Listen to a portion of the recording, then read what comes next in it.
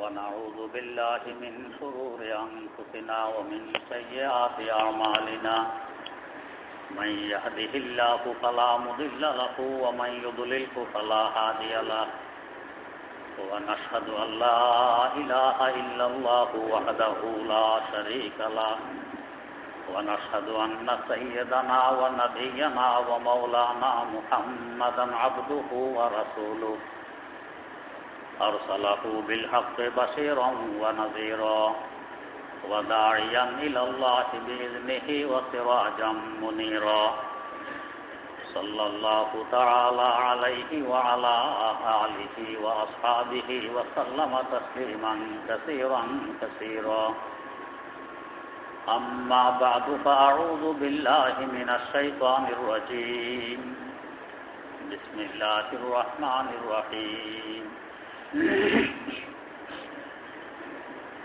ولقد ذرأنا لجهنم كثيرا من الجن والإنس لهم قلوب لا يفقهون بها ولهم أعين لا يبصرون بها ولهم آذان لا يسمعون بها أولئك كالأنعام بل هم أضل أولئك هم الغافلون صدق الله مولانا العظيم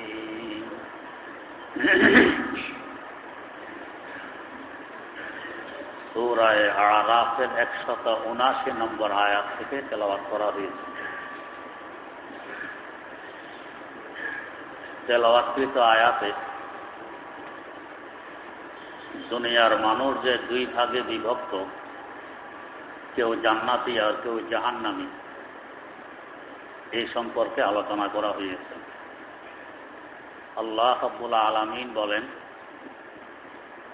আমি জাহান্নামের জন্য অনেক জিন এবং মানুষকে সৃষ্টি করেছি। এরা কারা? জাহান্নামের জন্য যাদেরকে সৃষ্টি করা হয়েছে এরা হলো যাদের কলব আছে, অন্তর আছে, কিন্তু এই অন্তর দিয়ে তারা বোঝে না। চক্ষু আছে, চক্ষু দিয়ে দেখে না। কর্ণ আছে, কর্ণ দিয়ে শোনে না। এরা হলো চতুষ্পদ জন্তুর ন্যায়, বরং এর থেকেও আরো নিকৃষ্ট। আর এরাই হলো গাফেল, এরাই হলো অচেতন।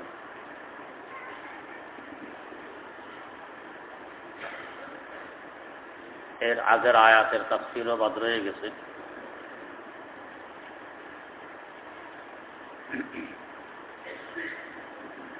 মান ইয়াহদিল্লাহু ফাহুয়াল মুহতাদি ওয়া মান ইউদ্লিল ফাউলাইকা হুমুল খাসিরুন। আল্লাহ পাক যাদেরকে হেদায়েত দেন তারাই হেদায়েত পায়, আর যাদেরকে ভ্রষ্ট করেন এরা অনেক বড় ক্ষতিগ্রস্ত হয়। দুই আয়াতের মধ্যে অনেক বড় প্রশ্ন থাকে। যদি আল্লাহ হেদায়েত দেন, আল্লাহ ভ্রষ্ট করেন, তাহলে আমাদের দোষ কি? আল্লাহ যদি জাহান্নামের জন্য বহু মানুষ এবং জিন সৃষ্টি করেন, তাহলে আমাদের দোষ কি? এই প্রশ্ন উভয় আয়াতের মধ্যে জাগে। আল্লাহ রাব্বুল আলামিন হেদায়েত দেন মানে হেদায়েতের খালেক, হেদায়েতের সৃষ্টিকর্তা তিনি, গুমরাহির সৃষ্টিকর্তাও তিনি, আমাদের সৃষ্টিকর্তাও তিনি। আমাদেরকে সৃষ্টি করে হেদায়েত কি আর ভ্রষ্টতা কি এটা দেখাই দিয়েছেন, এবং হেদায়েত বুঝে শুনে হেদায়েত মেনে নেয়া, ভ্রষ্টতা বুঝে শুনে তার থেকে দূরে থাকা, এই যোগ্যতাও তিনি আমাদের মধ্যে সৃষ্টি করে দিয়েছেন। সব কিছুর সৃষ্টিকর্তা তিনি। এবার হেদায়েতের পথে চলা আমার ব্যাপার, ভ্রষ্টতার পথে চলাও আমার ব্যাপার। সৃষ্টিকর্তা হওয়া দোষণীয় নয়, বরং আমাকে ধরে ধরে ভ্রষ্ট পথে চালানো এটা দোষণীয়। আল্লাহ পাক ভ্রষ্ট পথে চালান না, বরং সৃষ্টি করেছেন ভ্রষ্ট পথ তিনি, সৃষ্টি করেছেন হেদায়েতের পথ তিনি। এটা যদি নাই করতেন তাহলে আমাদের পরীক্ষা হতো কিভাবে? দুই রাস্তার সামনে থাকলেই তো পরীক্ষা হয়। রাস্তা দুইটি নেই, তাহলে তার পরীক্ষা হয় না। আর উন্নতি চাইলে পরীক্ষা দিতে হয়, পরীক্ষা ছাড়া কখনো উন্নতি সাধিত হয় না। আল্লাহ রাব্বুল আলামিন সবকিছু সৃষ্টি করে সামনে রেখে দিয়েছেন, তার পাশাপাশি হক এবং বাতিল বুঝার যোগ্যতাও সৃষ্টি করে আমাদের মধ্যে দিয়ে রেখেছেন। এখন আমরা নিজের সেই যোগ্যতা দিয়ে হক আর বাতিল বুঝে শুনে চলা আমাদের দায়িত্ব। যদি আমরা আমাদের এই যোগ্যতাকে কাজে না লাগাই বাতিল পথে চলি, এটা আমার দোষ, আর হক পথে চলি এটা আমার গুণ। তো হক পথে চললে পুরস্কার পাবো, আর বাতিল পথে চললে সাজা পাবো। তাহলে দোষটা আমার হলো, আল্লাহ পাকের হলো না। সৃষ্টিকর্তা তিনি সবকিছু। তিনি যদি বাতিল সৃষ্টি না করতেন, ভ্রষ্ট পথ সৃষ্টি না করতেন, তো তাহলে আমার পরীক্ষা হইতো না, আমার যোগ্যতা কাজে লাগতো না। তো আল্লাহ রব্বুল আলামিন উভয় বস্তুর সৃষ্টিকারী, তাই এটা দোষণীয় ব্যাপার নয়। তেমনি ভাবে বহু জিন এবং মানুষকে সৃষ্টি করেছেন জাহান্নামের জন্য। তার মানে ওই বিবেক দিয়ে, ওই বুঝবুদ্ধি দিয়ে, ওই যোগ্যতা দিয়ে সকলকে সৃষ্টি করেছেন। হক আর বাতিল সামনে রেখে দিয়ে বুঝিয়ে দিয়েছেন এটা হক, এটা বাতিল। এখন যদি আমি নিজের ওই বিবেক খরচ না করে হক বাতিলের মধ্যে পার্থক্য না করি, তো নিজ দোষে জাহান্নামে গেলাম। এটা দোষ হলো আমার, এটা আল্লাহ পাকের দোষ নয়। যেমন ধরেন, ছাত্র পরীক্ষা দিতে হলে যায়, ভালো লিখতে পারলে ভালো ফলাফল আনবে, ভালো লিখতে না পারলে মন্দ ফলাফল আনবে। কিন্তু সে লিখতে গিয়ে পরীক্ষার হলের যে নিয়ম নীতি এগুলো ভঙ্গ করেছে, নকল করা আরম্ভ করেছে। নকলে ধরা পড়ছে একবারে ম্যাজিস্ট্রেটের হাতে। ধরা পড়ার পরে তাকে হল থেকে বের করে দিয়েছে। দিয়েছে তো দিয়েছে, যে জীবনের জন্য তোমার পরীক্ষা দেয়া বন্ধ। এরকম কিছু নিয়ম কানুন প্রত্যেক দেশেই আছে। কারো 1 বছরের জন্য বন্ধ হয়, কারো 5 বছরের জন্য বন্ধ হয়, কারো চিরদিনের জন্য বন্ধ হয়। তো এই যে ম্যাজিস্ট্রেট চিরদিনের জন্য তার পরীক্ষা দেয়াকে বন্ধ করে দিল, দোষটা কি আসলে ম্যাজিস্ট্রেটের নয়, এটা দোষটা আমার। আমি অপরাধটা কেন করলাম পরীক্ষার হলে গিয়ে, এই অপরাধের কারণে ম্যাজিস্ট্রেট এই কাজটা করছে। দোষ আমার, ম্যাজিস্ট্রেটের নয়। কিন্তু সাধারণত বলতে মানুষ বলে কি, যে ম্যাজিস্ট্রেট তার পরীক্ষা বন্ধ করে দিয়েছে জিন্দেগির জন্য। বলতে এইভাবেই বলে, সে নিজের দোষে জিন্দেগির জন্য পরীক্ষা দেয়া থেকে বঞ্চিত হয়ে গেছে, এ কথা কেউ বলে না, বলে ম্যাজিস্ট্রেট বন্ধ করে দিয়েছে। তো ঠিক মানুষের পরিভাষা হিসাবে আল্লাহ পাক এইভাবে বললেন যে আমি সৃষ্টি করেছি জাহান্নামের জন্য। আসলে আমি নিজের যোগ্যতা ব্যবহার না করে কেন এই অপরাধটা করলাম? মারাত্মকতম কোনো অপরাধের কারণে আল্লাহ পাক আমার হকের রাস্তা, নেকের রাস্তা, হেদায়েতের রাস্তা বন্ধ করে দিয়েছেন, যে এটা এত অযোগ্য, এটার জন্য নেকের রাস্তা আর দেয়া যাবে না, সে বদের রাস্তায় চলবে, ভ্রষ্ট রাস্তায় চলবে। ওই কথাকে আল্লাহ পাক এইভাবে বুঝাইলেন যে আমি সৃষ্টি করেছি অনেক মানুষ আর জিনকে জাহান্নামের জন্য। আল্লাহ আগে আরেকটা কথা বুঝার, তো এদের কলব আছে, লাহুম কুলুবুন, কলবের বহু বচন কুলুব, কিন্তু লা ইয়াফকাহুনা বিহা, কলব দিয়ে তারা বুঝার চেষ্টা করে না। এখান থেকে বোঝা যায় যে আসলে বুঝবুদ্ধি কি কলবের অন্তরের, না বুঝবুদ্ধি ব্রেনের, কোনটা? এই নিয়ে দার্শনিকদের মধ্যে মতানৈক্য। কেউ বলে বুঝবুদ্ধি থাকে ব্রেনে, কেউ বলে বুঝবুদ্ধি থাকে কলবে, অন্তরে। এদের মধ্যে যারা ঈমানদার, এরা এই আয়াত দিয়ে দলিল দেয় যে আল্লাহ পাক কলবের ব্যাপারে বলছেন লা ইয়াফকাহুনা বিহা, এরা কলব দিয়ে, দিল দিয়ে বুঝার চেষ্টা করে না বা বোঝে না। তো বোঝা গেছে বুঝার যোগ্যতা হইল কলবের, এটা ব্রেনের নয়। আর যারা ব্রেনের কথা বলে, এরা অনেক পরীক্ষা নিরীক্ষা করে দেখেছে যে মানুষ ব্রেন দিয়ে বুঝে। সার কথা হইল, বুঝার ব্যাপারে ব্রেন এবং কলব, অন্তর, এই দুইটাই কাজ করে, একটা একটার সহায়ক হয়। এই হিসাবে আল্লাহ পাক কলবের কথা বলছেন, আর পরীক্ষা নিরীক্ষা করে ব্রেনের কথা দেখা গেছে। বুঝবুদ্ধি দুইটা থেকেই আসে। এই জন্য কেউ কেউ বলেন যারা অধিক লম্বা হয় আর যারা অধিক খাটো হয়, তো অধিক খাটোদের বুঝবুদ্ধি একটু বেশি থাকে অধিক লম্বাদের তুলনায়। যারা বেশি লম্বা বুঝবুদ্ধি একটু কম থাকে। আমাদের দেশে বলে লম্বা সম্ভব বেকুব ভালো, তার মানে লম্বা হইলে বুঝবুদ্ধি কিছু কম থাকে। এর কারণ হইল যে আসলে বুঝবুদ্ধি অন্তর এবং ব্রেন এই দুইটার সমন্বয়ে সৃষ্টি হয়। তো যাদের অন্তর থেকে ব্রেনের দূরত্ব বেশি, যে লম্বা হবে তারা তো বেশি থাকবে, তো সমন্বয় করতে একটু দেরি হয়, এই জন্য তার বুঝবুদ্ধি প্রকাশ পাইতে দেরি হয়। আর যে খাটো তার কলব আর ব্রেনের দূরত্ব কম, তাড়াহুড়া করে সমন্বয় করতে পারে, যোগাযোগ করতে পারে, এই জন্য বুঝবুদ্ধি বেশি। তো যাই হোক, দুইখান থেকে হয়। কিন্তু আল্লাহ পাক যেখানে বললেন কলব আছে কিন্তু বোঝে না, চক্ষু আছে কিন্তু দেখে না, কর্ণ আছে কিন্তু শোনে না, কাফেরদের ব্যাপারে বলতেছেন, মোরতাদদের ব্যাপারে বলতেছেন, বেঈমানদের ব্যাপারে বলতেছেন, নাস্তিকদের ব্যাপারে বলতেছেন। এখানে প্রশ্ন, আমরা দেখি কোন কোন ক্ষেত্রে এরা আরো ভালো বোঝে, কাফেররা কোন কোন ক্ষেত্রে আরো ভালো বোঝে, মুশরিকরা আরো ভালো বোঝে কোন কোন ক্ষেত্রে। আর এখানে আল্লাহ পাক বললেন বোঝে না, তো মনে হয় যেন বাস্তব পরিপন্থী একটা কথা বললেন। আসলে ব্যাপারটা বোঝার জন্য একটু গভীরে যেতে হবে। সেই গভীর হইল, আল্লাহ রাব্বুল আলামিন যত মাখলুক সৃষ্টি করেছেন তার মধ্যে আমরা 4 ধরনের মাখলুক মৌলিকভাবে দেখতে পাই। এক ধরনের মাখলুককে আমরা বলি জড় পদার্থ, পাথর, জড় পদার্থ। এগুলো এক জায়গা থেকে আরেক জায়গায় যেতে পারে না, এগুলোর জীবন নেই, আমরা নির্জীব বলি। 2 নম্বর হইল গাছগাছালি, এগুলো জড় পদার্থ নয় কিন্তু এগুলোর জীবন আছে। 3 নম্বর হইল হায়ওয়ান, জানোয়ার, এগুলো গাছগাছালেরই নেয়, এক জায়গায় বসে থাকে না, চলাফেরাও করে, ঘোরাফেরাও করে। 4 নম্বরে হইল মানুষ।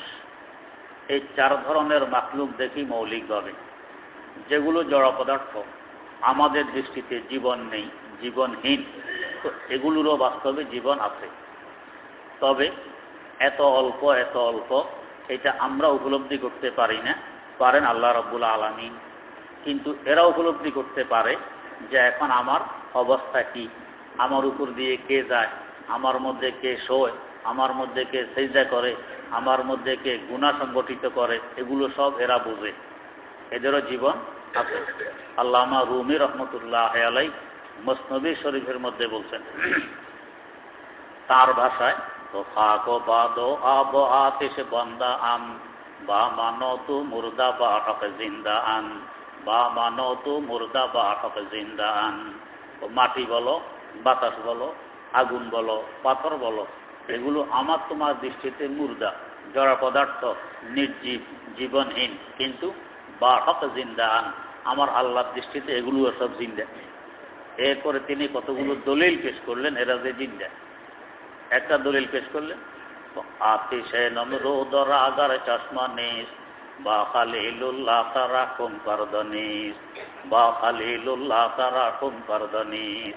দেখো, আগুনের যদি চক্ষু না থাকতো তো তাহলে ইব্রাহিম আলাইহিস সালামকে কেমনে দেখলো, কেমনে চিনলো যে এটা আল্লাহর খলিল, এটাকে জ্বালানো যাবে না। আগুন কেন তাকে জ্বালাইলো না? তো বোঝা গেছে আগুনও দেখে, আগুনও বুঝে। যদি না দেখতো, না বুঝতো, তো যেই ঢুকতো তাকে জ্বালাইতো। ইব্রাহিম আলাইহিস সালামকে কেন জ্বালাইলো না? বোঝা গেছে আগুন বোঝে। ঠিক তেমনি ভাবে আল্লামা রুমি রহমতুল্লাহ আলাইহি আরেকটি দলিল দিতেছেন, গারনা বুদে নীলে রা আনুরে দ্বীপ, আস্তে কাফের রাজে মোমেন মে গুজিদ, আস্তে কাফের রাজে মোমেন মে গুজিদ। তো পানির যদি চক্ষু না থাকতো, পানির, তো তাহলে নীল দরিয়ার পানি মূসা আলাইহিস সালামের এবং তার সঙ্গভঙ্গ এদেরকে, আর ফেরাউন এবং তার সাথী সঙ্গীদেরকে কি করে চিনল যে মূসা যাওয়ার সময় পানি মিলল না, একেবারে সোজা দাঁড়ায় রইল, ফাঁকে দিয়ে উনি ওই পারে চলে গেলেন, আর ফেরাউন মধ্যখানে আসার পর পানি মিলে গেল, পানি দাঁড়ায় রইল না। বোঝা গেছে পানিরও জীবন আছে, বুঝবুদ্ধি আছে, তারও চক্ষু আছে, সে দেখে এখন আমার মধ্যে আছে মূসা, সে দেখে এখন আমার মধ্যে ঢুকছে ফেরাউন, ওনাকে ডুবানো যাবে না, আর একে ডুবাই দিতে হবে। এদের মধ্যেও জীবন আছে। এইভাবে উনি অনেকগুলো দলিল পেশ করছেন যে যাদেরকে আমরা নির্জীব মনে করি, জীবনহীন মনে করি, এদের মধ্যে বাস্তবে জীবন আছে, তবে এত কম আমরা উপলব্ধি করতে পারি না। আল্লাহ রাব্বুল আলামিন দেখেন, জীবন তো উনিয়ে দিচ্ছেন, তো ওনার দৃষ্টিতে জীবন সবকিছুরই আছে, কিন্তু খুব হালকা। এরা এক জায়গায় পড়ে থাকলে এখানেই পড়ে থাকে, একখান থেকে আরেকখানে নিজেরা যাইতেও পারে না, জীবন খুব স্বল্প। এদের পরে হলো গাছগাছালি, এদেরও জীবন আছে, তবে জড় পদার্থ থেকে আরেকটু বেশি। এরা নিজেরা আস্তে আস্তে বড় হয়। জড় পদার্থ, কোনো পদার্থ বড় হয়, কোনো পদার্থ হয় না। যেমন পাথর আমরা তো নির্জীব মনে করি, জড় পদার্থ মনে করি, কিন্তু এরাও বড় হয়। ছোট পাথর আস্তে আস্তে বড় হয়ে যায়। মাটিকে নির্জীব মনে করি, মাটিও কিন্তু আস্তে আস্তে ফুলে ওঠে। না হয় দেখবেন যে সমস্ত নদীতে সাগরের চর ওঠে, আমরা তো দেখি কি পানির সাথে মাটি এসে এখানে জমতে জমতে চর হয়। তো এই মাটিগুলো আসে পানির সাথে, কি পরিমাণ আসতে পারবে? পানির লেয়ার যেখানে, পানির পিঠ যেখানে, মাটি এই পরিমাণ এই সমান সমান আসতে পারবে। এর উপরে তো আর পানি নেই, আনবে কি? কিন্তু দেখবেন কিছুদিন পরে চরেটা উঁচু হয়ে গেছে, পানি এর থেকে নিচে নেমে গেছে। এই যে মানুষ আস্তে আস্তে সেখানে বসতি স্থাপন করে, চর উপর হয়ে গেলেই তো বসতি স্থাপন করে। পানির সমান সমান হলে কি সেখানে বসবাস করা যায়? যে মাটিগুলো উপরে কিভাবে উঠলো? সে নিজে নিজে বাড়তে বাড়তে সে উঁচু হয়ে যায়, এভাবে ওঠে। তো যাই হোক, কিন্তু এগুলোর বাড়তি আমাদের দৃষ্টিতে তেমন ধরা পড়ে না, অনেক পরে কিছু ধরা পড়ে, আগে ধরা পড়ে না। গাছগাছালি এগুলো আরো দ্রুত গতিতে বাড়ে, এগুলো আহার করে, বাতাস থেকেও করে, মাটি থেকেও করে। মাটিতে যখন পানি পড়ে, মাটির নিচে অনেক কোমল পদার্থ, এগুলো গলে যায়, এগুলো গাছের খাবার। গাছ শিকড় দিয়ে টেনে নিজের খোরাকের ব্যবস্থা করে। ঠিক তেমনি ভাবে বাতাসের মধ্যে তাদের খাবার বেশি বেড়ায়। আমাদের জন্য যেরকম অক্সিজেন বেশি বেড়ায়, এটা হলো বাতাসের মাত্র 23%, আর বাকি 22%, আর বাকি 78% অক্সিজেন নয়। এগুলো হলো গাছগাছালির খাবার, বেশি বেড়ায়। এখানে অনেক সময় মনে প্রশ্ন থাকতো যে অক্সিজেন এত জরুরি, এত আবশ্যকীয় বস্তু, এটা মাত্র 22%, আর 78% অন্য বস্তু, এটা না বেশি হওয়ার দরকার ছিল, তাহলে আমাদের জন্য সুবিধা হইত। তো পরে বুঝে আসছে যে গাছগাছালির তুলনায় আমাদের সংখ্যা কত কম, আর আমাদের তুলনায় গাছগাছালির সংখ্যা কত বেশি। ওই হিসাবে আল্লাহ পাক যার জন্য যে পরিমাণ দরকার, ওর জন্য ওই পরিমাণ বস্তু বাতাসে সৃষ্টি করে রাখছেন। গাছগাছালির তুলনায় আমরা কম, তাই আমাদের অক্সিজেন হলো 22%, গাছগাছালি বেশি, তাই তাদের যেটা খাবার, তাদের যেটা প্রয়োজনীয় বস্তু, ওইটা হলো 78%, এত বেশি। তো এদেরও খাবার আছে, এরা মরে জিন্দা হয়, এদের বাচ্চা কাচ্চা হয়। কোনোটা আছে শ্যামদের হয়, কোনোটা আছে গোটা থেকে হয়, বিচি থেকে হয়, কোনোটা কলম থেকে হয়। তো এদের জীবনটা জড় পদার্থ থেকে আরেকটু পরিষ্কার, এটা আমরা বুঝি, দেখতে পাই। কিন্তু এরা এক জায়গা থেকে আরেক জায়গায় যেতে পারে না, কথাবার্তা বলতে পারে না, কিন্তু বোঝে। তাই দেখবেন কোনো গাছ আপনি গোড়া কেটে দিতেছেন, কাটার উপর দিয়ে তার শিকড় বেরিয়ে আসে। কলম দেখি, কলম কি? তার চামড়া তুলে এখানে মাটি কিংবা ইটের গুঁড়া দিয়ে কোনো ন্যাকড়া দিয়ে বেঁধে রাখা হয়, এখানে আস্তে আস্তে পানি ডালা হয়। গাছ বুঝতেছে আমার নিচে কেটে দিবে, এই জন্য ওই বাঁধের ভিতর দিয়ে সে শিকড় চালায়। তার মানে সেও বোঝে অবস্থাটা কি। ঠিক তেমনি ভাবে দেখবেন যেদিকে ফাঁক পায় সেদিকে সে শিকড় চালায়, আর যেদিকে দেখলে শিকড় চালাইলে লাভ নেই, এদিকে গাছ শিকড় চালায় না। নদীর কিনারায়, পুকুরের পাড়ে দেখবেন গাছের শিকড়গুলো সব যেদিকে মাটি সেদিকে, যেদিকে পানি এদিকে শিকড় নেই। কেন বোঝে? এদিকে শিকড় চালাইলে লাভ হবে না। তো বোঝা গেছে এরা এগুলো বোঝে। আপনি গাছ লাগাইলে দেখবেন দক্ষিণ দিকে তার বাড়তি বেশি হয়, কারণ ওইদিকে রৌদ্র, ওইদিকে সূর্যের কিরণ পাওয়া যায়, অক্সিজেন ওই দিক থেকে আসে, কারণ বাতাস ঠেলে নিয়ে যাচ্ছে, তাই তার বাড়া দক্ষিণ দিকে বেশি হয়। তার মানে সে বোঝে। বা যেখানে দেখবেন অন্ধকার, আপনি একটি গাছ লাগাইয়া রাখছেন ঘরের বারান্দায়, টবের মধ্যে, তো যেদিকে আলো সে ওইদিকে দেখা হয়ে চলে যেতেছে। তার মানে সেও বোঝে যে আমাকে জীবন ধারণ করতে হলে কি করা লাগবে, বুঝবুদ্ধি তারও আছে। যদি বুঝবুদ্ধি তার না থাকতো, সে কেন দেখা হয়ে সেদিকে খোলা জায়গা ওইদিকে কেন যায়, দক্ষিণ দিকে কেন যায়, অন্ধকারের দিকে কেন যায় না, আলোর দিকে কেন যায়? তো বোঝা গেছে এগুলোরও জীবন আছে। আর এগুলো থেকে আর একটু বেশি জীবন আছে কার? গরু ছাগল। আর একটু বেশি জীবন আছে কার? হায়াওয়ান জানোয়ারের, এই পশু পাখির। এগুলোর জীবন আর একটু বড়, আরো বেশি। এরা এক জায়গা থেকে আরেক জায়গায় যেতে পারে, এরা শত্রু মিত্র বোঝে, এদের সাথে লড়াই ঝগড়াও করে, নিজের বাঁচার চেষ্টা খুব এরা করে থাকে। এদের জীবনটা আরেকটু মজবুত। যতই মজবুত হোক, এদের রাত দিন 24 ঘন্টার ধ্যান, খেয়াল, পরিশ্রম, চিন্তা ফিকির কিসের? শুধু পেট ভরা, আর কোনো ফিকির নেই। গরু ছাগল থেকে নিয়ে যত রকমের হায়াওয়ান জানোয়ার দেখবেন, সকলের চিন্তা কি? পেট ভরার। তাই সে পানিতে বসবাস করুক আর তাই স্থলে বসবাস করুক, সারাদিন শুধু একটাই কাজ, পেট ভরবে, মাঝে মধ্যে ঘুমাবে, পায়খানা পেশাবের সময় পায়খানা পেশাব করবে, মারামারির প্রয়োজন মনে করলে মারামারি করবে। এইটা হলো তাদের কাজ, আর অন্য কোনো কাজ নেই। আর এদের থেকে মানুষ ব্যতিক্রম। কারণ মানুষ শুধু খাওয়া দাওয়ার ফিকির করলে হবে না, মানুষ শুধু ঘুমানোর ফিকির করলে হবে না, মানুষ শুধু পায়খানা পেশাবের চিন্তা করলে হবে না, মানুষকে আরো কিছু চিন্তা করা লাগবে। মানুষকে মানুষ হওয়ার চিন্তা করা লাগবে। মানুষ তার ভবিষ্যৎ জীবন, মৃত্যুর পর যে জীবন আসতেছে ওইটারও চিন্তা করা লাগবে। মানুষকে অন্য মানুষকে মানুষ বানানোর জন্য চিন্তা করা লাগবে। তার চিন্তা ব্যতিক্রম হবে। এখন যদি হাইওয়ান জানোয়ারের যে চিন্তা আমারও সে চিন্তা হয়, তো তাহলে বলুন হাইওয়ান জানোয়ার আর আমার মধ্যে কোনো ব্যস্তম রইল? হাইওয়ান জানোয়ার রাত দিন খাওয়া দাওয়ার ফিকির, আমিও রাত দিন খাওয়া দাওয়ার ফিকির। হাইওয়ান জানোয়ার শুধু খাবার স্তূপ দিবে। পিপিলিকাকে দেখবেন মাথায় বোঝা নিতে আছে, হ্যাঁ, লাইন ধরে হাজার হাজার পিপিলিকা তাদের খাবার নিতেছে। কি পরিমাণ দরকার হবে না হবে এটা চিন্তা করার প্রয়োজনীয়তা তারা বোধ করে না। খাবার পাইছে তো নিয়ে যেতে হবে, নিবে তো নিবে কি পরিমাণ। তার নিজের দেহের যে ওজন তার থেকে অন্তত 20 গুণ বেশি ওজন সে নিয়ে যেতে পারে। বিভিন্ন প্রাণীর মধ্যে সবচেয়ে বেশি ওজন বহন করতে পারে কে? পিপিলিকা। আমরা সাধারণত আমাদের দেহের যে পরিমাণ ওজন এই পরিমাণ বহন করতে পারি, এর বেশি পারি না। কিন্তু পিপিলিকা তার দেহের ওজন থেকে 20 গুণ বেশি ওজন সে বহন করতে পারে। সে এই ওজন বহন করে নিতে আসে। নিজে না পারলে কয়েকজন মিলে মাথায় নিতেছে, বোঝা নিয়ে যেতেছে। দেখবেন কেউ উল্টা হাঁটতেছে, কেউ সোজা হাঁটতেছে, কেউ পাতালে হাঁটতেছে। কোনো একটা বস্তু, একটা গুড়ের টুকরা দিলেন, চতুর্দিকে তারা ধরছে। তা সবাই যদি সোজা হাতে তো ঠেলতে হবে, এটা এখানে সেখানে আটকা পড়বে। আর সবাই টানলেও আটকা পড়বে। তো কেউ ঠেলে, কেউ টানে, কেউ বোঝা বহন করে, কেউ পাশে দিয়া ধরে। তো যে টানতেছে সে কিন্তু উল্টা হাঁটে, আর যে ঠেলে সে সোজা হাঁটে। তো খাবার নিয়ে যেতে কি পরিমাণ দরকার এই চিন্তা তার দরকার নেই, নেওয়া দরকার বস নিবি। এরকম ভাবে যত জানোয়ার আছে সব শুধু খাবার স্তূপ দিবে। পচে গেলে যাক, নষ্ট হইলে হোক, কিন্তু দিতে হবে, এইটাই আমার কাজ।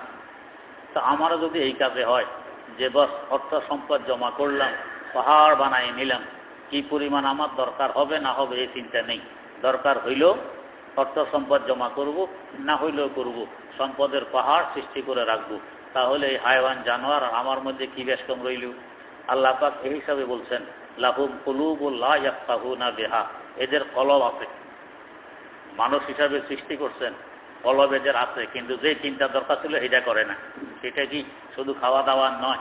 খাওয়া দাওয়ার চিন্তা তো হাইওয়ান জানোয়ার করবে, চতুষ্পদ জন্তু করবে, হিংস্র প্রাণীরা করবে। তুমি শুধু এই চিন্তায় লিপ্ত থাকবে। এটা তোমার শান নয়, এটা তোমার কাজ নয়। তোমাকে আরেকটু বাড়তে চিন্তা করা লাগবে। সেটা হলো ভবিষ্যৎ জীবন যে আসতেছে মৌতের পরে, ওই চিন্তাও তোমার দায়িত্ব। তো ওই চিন্তা যে তুমি করো না, এইটা বলা হচ্ছে লা ইয়াফকাহুনা বিহা, তারা তাদের অন্তর দিয়ে ওইটা বুঝার চেষ্টা করে না। তাহলে এরা হাইওয়ান জানোয়ারের নেই। ওয়ালাহুম আয়ুনুন লা ইউবসিরুনা বিহা, চক্ষু দিয়ে যা কিছু দেখা দরকার, ওরা তো শুধু দেখবে কি খাবার কোথায় পাওয়া যায়, ওইটাকে কিভাবে নিয়ে স্তূপ দেওয়া যায়, এটাই শুধু দেখবে হাইওয়ান জানোয়ারে, অন্য কিছু দেখবে না। কিন্তু মানুষ শুধু এটা দেখলে হবে না, মানুষকে আরো কিছু দেখা লাগবে। আমার মৌতের পর পথ কোনটা, বা এখন কোন পথে চললে মৌতের পরে ভালো জীবন যাপন করতে পারবো, ওই পথটাও দেখতে হবে। ওইটা যদি মানুষ না দেখে তো চক্ষু থেকেও নেই। হাইওয়ান জানোয়ার আর আমার মধ্যে পার্থক্য রইল না। ওয়ালাহুম আযানুন লা ইয়াসমাউনা বিহা, হাইওয়ান জানোয়ারও শোনে, আমিও শুনি, কিন্তু দুই শোনা একরকম হওয়া উচিত নয়। তাদের শোনা শুধু এই পার্থিব জগতের জন্য, সামনে তাদের কোনো জগৎ নেই। আর আমার শোনা শুধু এই ঈশ্বর জগতের, নশ্বর জগতের জন্য হইলে হবে না। এর পরবর্তীতে আরেকটা জগৎ আসতেছে, ওই জগতের জন্য আমাকে শুনতে হবে। তো যদি আমি ওই জগতের জন্য না শুনি, তো তাহলে লা ইয়াসমাউনা বিহা, আমার তো শোনা হইল না। এই হিসাবে আল্লাহ পাক বলছে শোনা হইল না। আগে বলতেছেন উলাইকা কাল আনাম, এরা হলো এই জানোয়ারের মতো, চতুষ্পদ জন্তুর নেয়, হাইওয়ান জানোয়ারের নেয়। কারণ হাইওয়ান জানোয়ার শুধু এই ইহকালের চিন্তা করে, এই মানুষগুলো শুধু ইহকালের চিন্তা করে। তো এরা আর হাইওয়ান জানোয়ার তো বেশ কম হইল না। বরং আগে বলতেছেন বাল হুম আদাল, বরং হাইওয়ান জানোয়ার থেকেও নিকৃষ্ট। তো কেন নিকৃষ্ট? নিকৃষ্ট হইল এই জন্য যে হাইওয়ান জানোয়ারের আখেরাত নেই। হাইওয়ান জানোয়ারের আখেরাত নেই, এই জন্য এই দুনিয়ার চিন্তা করলে তাদের জন্য কিছু সাজে, এটাই তাদের শেষ। কিন্তু আমাদের তো আখেরাত আছে, অতএব শুধু দুনিয়ার চিন্তা করলে তো আমাদের চলবে না। তাই আমরা হাইওয়ান জানোয়ারের থেকেও আরো খারাপ হইলাম যদি শুধু দুনিয়ার চিন্তাই করি। ডক্টর ইকবাল মরহুম কত সুন্দর বলে গেছেন, तो ऐ अहले हुनर ज़ौक़े हुनर खूब है लेकिन, ऐ अहले हुनर ज़ौक़े हुनर खूब है लेकिन, जो अपनी हकीकत को न जाने वो हुनर क्या।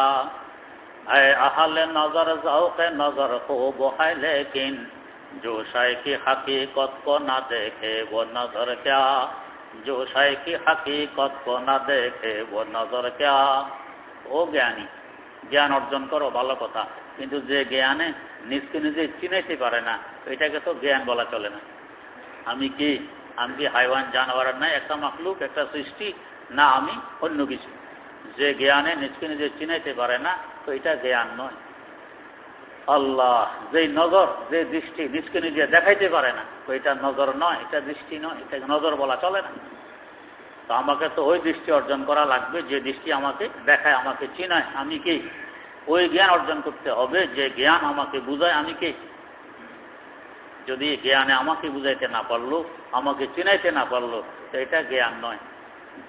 আল্লামা ইকবাল মরহুম কত সুন্দর কথা আর আগে বলছেন, जिसने सूरज के शोराबों को गिरफ्तारों किया, जिसने सूरज के शोराबों को गिरफ्तारों किया, जिंदगी की शबे तारीख को सहर कर न सका, जिंदगी की शबे तारीख को सहर कर न सका। तो আমরা আজ বাড়তে বাড়তে জ্ঞান অর্জন করতে করতে সূর্যের কিরণকে পর্যন্ত বন্দী করতে শিখেছি। সূর্যের কিরণও বন্দী করতে পারি, কিন্তু জিন্দেগি কি সবে তারিখ সাহার কর না শেখা, আমার নিজের জীবনের অন্ধকারটা দূর করতে পারলাম না। কি করলে আমার জীবন আলোকিত হবে এটা বুঝলাম না, আমার জীবনের অন্ধকার দূরীভূত হবে এটা বুঝলাম না। তাহলে আমার জ্ঞানের কি অর্থ? এটাকে জ্ঞান বলা চলে না। আমি আর হাইওয়ান জানোয়ার একরকম হইলাম, বরং বালহুম আদাল, এদের থেকেও নিকৃষ্ট হইলাম। একজন বিয়ে করে বউ নিয়ে আসতে বাড়িতে, সকালবেলায় ফজর পড়তে মসজিদে গেছেন, এশাক করে ঘরে ফিরছেন, দেখেন যে মাশাআল্লাহ নাস্তা নুস্তা সব তৈয়ার, নাস্তা খাইছেন। দুপুরে কাজকর্ম করে জোহর করে ঘরে আসছেন, দেখেন যে খাবার টাবার তৈয়ার। রাত্রে ঘরে ফিরছেন, দেখেন যে খাবার তৈয়ার, বিছানাপত্র রেডি, সময় মতো সব তৈয়ার। এই স্ত্রীকে ভালোবাসবেন না লাঠি নিবেন হাতে?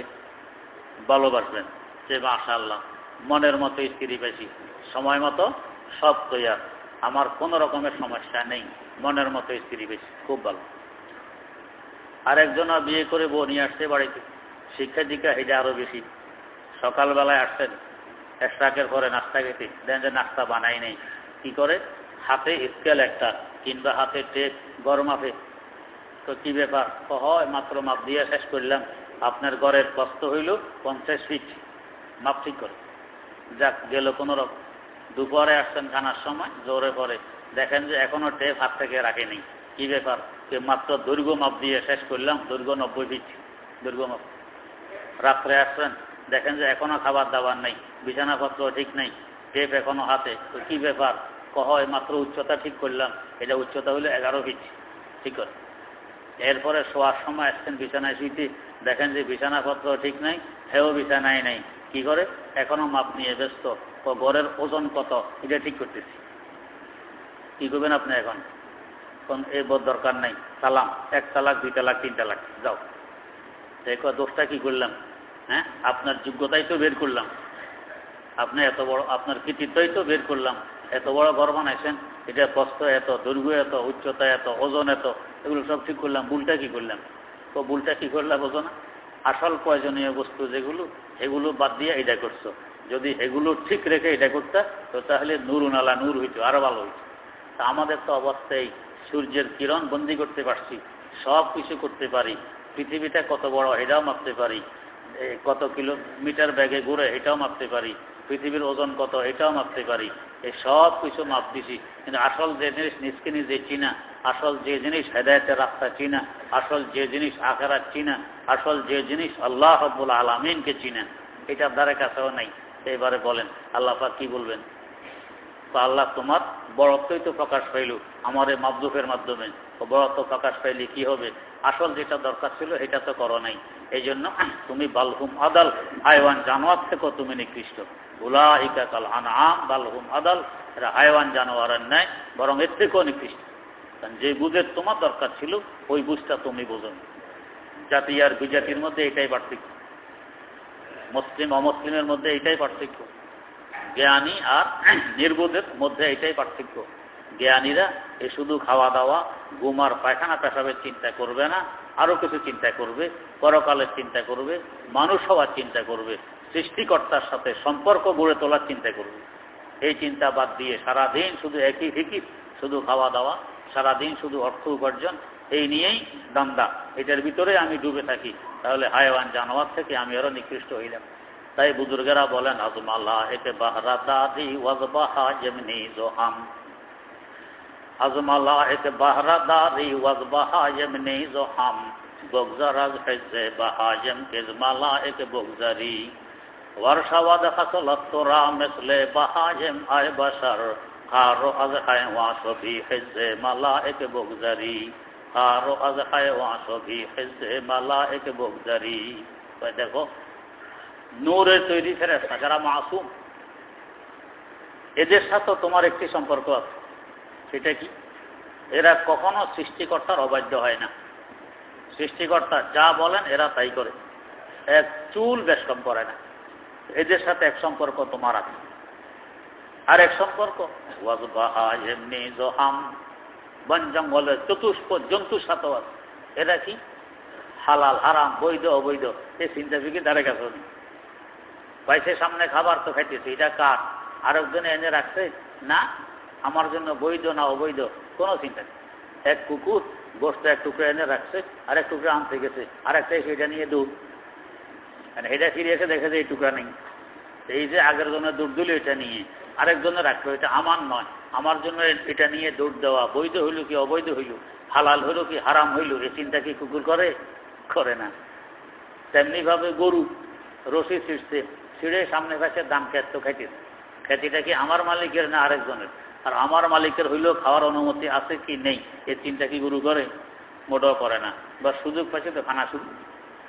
আমারও যদি স্বভাব এমনই হয়, বৈধ অবৈধ চিন্তা করি না, সম্পদ এটা আমার না আরেকজনের চিন্তা করি না, চুরির মাধ্যমে হোক, ডাকাতির মাধ্যমে হোক, পকেট মারের মাধ্যমে হোক, জুলুমের মাধ্যমে হোক, চাঁদাবাজির মাধ্যমে হোক, মস্তানির মাধ্যমে হোক, অত্যাচারের মাধ্যমে হোক, মাপে কম দেওয়ার মাধ্যমে হোক, মিথ্যার মাধ্যমে হোক, সম্পদ পাইলে এটা গ্রাস করতে হবে, সে নিয়ে আসতে হবে। তো তাহলে আমি আর ওই কুকুর যে আরেকজনের গোষ্ঠের টুকরা নিয়ে দৌড় মারছে, এই আর আমার মধ্যে কি ব্যস্তম রইল? কোনো ব্যস্তম রইল না। তো যদি আমি সম্পর্ক ফেরেশতাদের সাথে গড়ে তুলতে পারি, তাহলে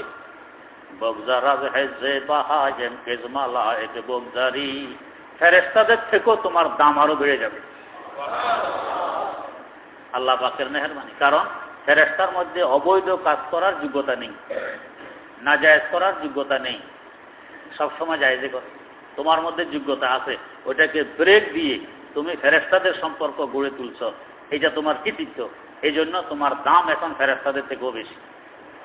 আর খোদা না করুক, খোদা না করুক, তো ওয়ারশাওয়াদ ফাসলাত তোরা মিসলে বাহায়েম আয় বশর, ওয়ারশাওয়াদ ফাসলাত তোরা মিসলে বাহায়েম আয় বশর, আর আজ হায়ওয়ান সবি হিজে মালায়েক বগজারি।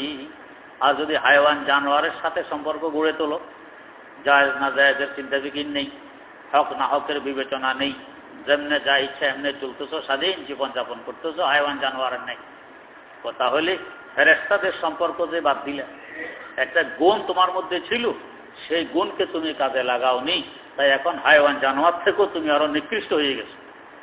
আল্লাহ মাফ করুন। এটার একটা যুক্তিও আছে, তো ভালো জিনিস নষ্ট হইলে বেশি খারাপ হয়, বেশি নষ্ট হয়, আর খারাপ জিনিস নষ্ট হইলে এত খারাপ হয় না।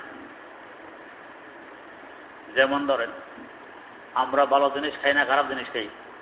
ভালো জিনিস খাই, বিরিয়ানি খাই, এক প্লেট 300 টাকা বিরিয়ানি, পোলাও খাই, মাছ খাই, 1 কেজি সাধারণ মাছ এখন 500 টাকা, গোস্ত খাই 350 টাকা 1 কেজি গোস্ত।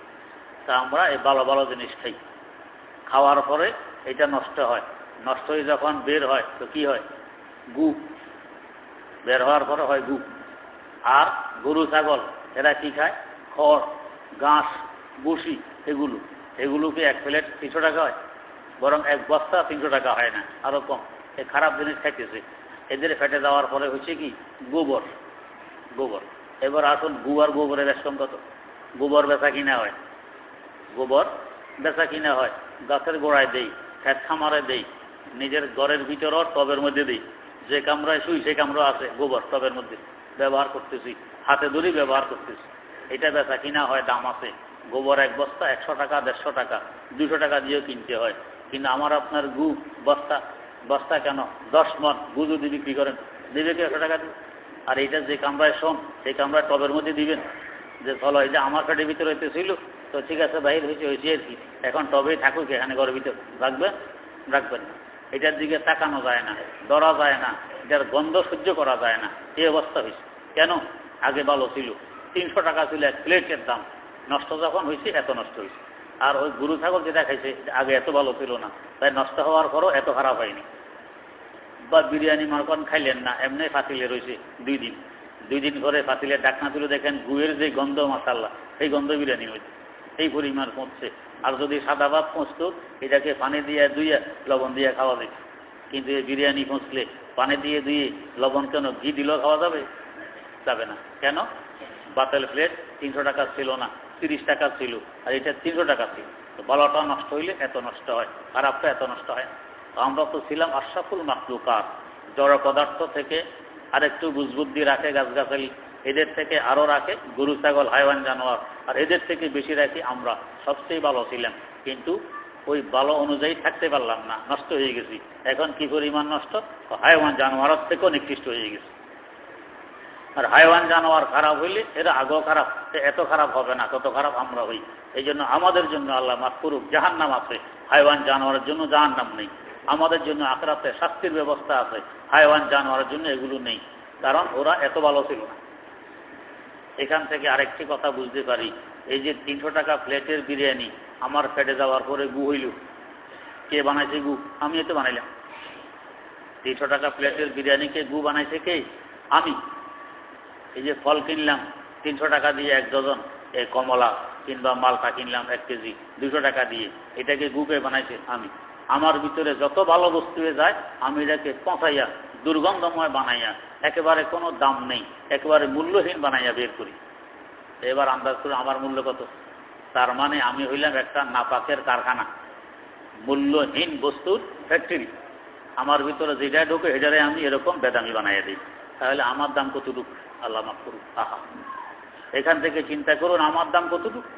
আমার পেটের ভিতরে আসার আগে এটার দাম ছিল 1 প্লেট 300 টাকা, আর আমার ভিতরে ঢুকার পরে এখন এই বিরিয়ানি যেটা আমার পেটে ঢুকার পরে বেরিয়েছে, এটা 1 প্লেট নিয়ে আসেন বিক্রি করবার লেগেছে। ভাই এটা একদিন আগে বিরিয়ানি ছিল 300 টাকা, ঠিক আছে, সেকেন্ড হ্যান্ড যখন হয়েছে অর্ধেক দামে দেন, নেবে কেউ? নেবে না। আহা, দাম কে কমাইল? আমি কমাইছি। তাইলে আমার সংস্পর্শে আসলে আমি দাম কমাই দিই। এবার আমার দাম কতটুকু চিন্তা করে। কিসের বড়াই, কিসের অহংকার? আমার কাছে আসলে সবকিছুর দাম কমে আর আমি অহংকার করি।